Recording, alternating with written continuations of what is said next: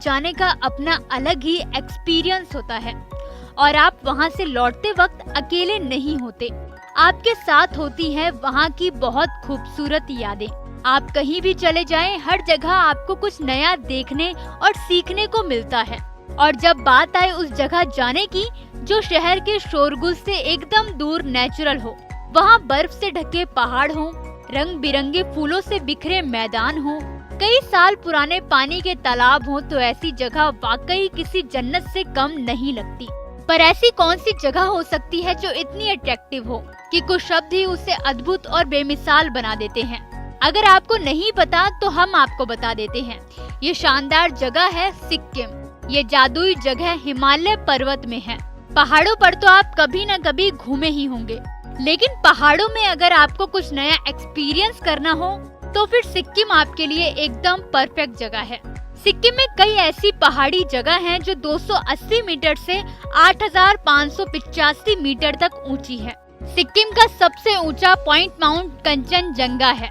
अगर आप ट्रैकिंग के शौकीन हैं, फिर यहाँ का गोलचला ट्रैक आपके लिए एकदम परफेक्ट है। ट्रैकिंग के साथ आप घने जंगल, दूर दूर तक फैले हुए घास के मैदान देख सकते हैं। सिर्फ ट्रैकिंग ही क्यों, यहाँ की तीस्ता नदी में रिवर राफ्टिंग भी कर सकते हैं। रिवर राफ्टिंग के बाद सोंगमो झील के पास याक की सवारी आपके एडवेंचर को और भी बढ़ा देगी।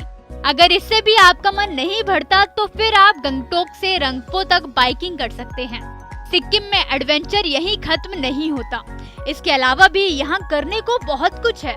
यहाँ आप गंगटोक में केबल कार की सवारी कर आसमान से सिक्किम के खूबसूरत नज़ारे देख सकते हैं। अगर आप बर्फ के शौकीन हैं तो भी आप सिक्किम आ सकते हैं, क्योंकि सिक्किम में हर साल बर्फबारी होती है। यहाँ करीब 80 हिम नदियाँ यानी कि बर्फीली नदियाँ भी हैं। एक तरफ यहाँ बर्फीली नदियाँ हैं तो दूसरी तरफ है गर्म पानी का तालाब, जिसका नेचुरल एवरेज तापमान 50 डिग्री सेल्सियस होता है। ये खास इसलिए भी है क्योंकि ऐसा माना जाता है कि इस पानी से कई बीमारियां दूर हो सकती हैं। सिक्किम को और भी ज्यादा खूबसूरत बनाता है यहाँ का कल्चर, जहाँ आप सिक्किम, नेपाल और तिब्बती कल्चर एक साथ देख सकते हैं। यहाँ रहने वाले लोगों का पहनावा, उनका रहन सहन और यहाँ का खाना आपको सिक्किम का दीवाना बना देगा और आप यहाँ बार बार आना चाहेंगे। मई से लेकर सितंबर तक सिक्किम जाने के लिए सबसे अच्छा टाइम होता है। इन महीनों में उत्तरी सिक्किम का मौसम ठंडा रहता है। जुलाई और सितंबर के महीनों में यहाँ हल्की बारिश होती है। जाते जाते आपको बता देते हैं कि आप यहाँ तक कैसे पहुँचे। अगर आप सिक्किम जाने का प्लान बना रहे हैं तो आपको पहले ये डिसाइड करना सबसे जरूरी है कि आप फ्लाइट से जाना चाहते हैं, ट्रेन से या फिर बाय रोड। अगर आप फ्लाइट से जाना चाहते हैं तो सिक्किम में पहला एयरपोर्ट है पाक्योंग। आप यहाँ की फ्लाइट ले सकते हैं। एक और हवाई अड्डा बागडोगरा में है, जो सिक्किम की राजधानी गंगटोक से करीब 124 किलोमीटर दूर है। मगर एयरपोर्ट के आगे का सफर आपको बाय रोड ही तय करना होगा।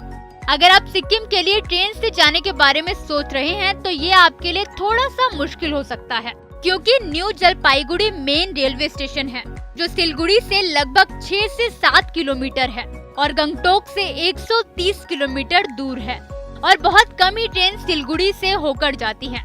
इसीलिए आपको सिलीगुड़ी या न्यू जलपाईगुड़ी रेलवे स्टेशन पहुंचने के बाद आगे का सफर बाय रोड ही तय करना पड़ेगा। और अगर आप बाय रोड ही जाना चाहते हैं तो फिर तो ये एक्सपीरियंस आपके लिए और भी ज्यादा खास हो सकता है, क्योंकि तीस्ता नदी के किनारे हरे भरे जंगल और दूसरी तरफ पूर्वी हिमालय के नज़ारे आपके इस सफर को बेमिसाल और यादगार बना देंगे।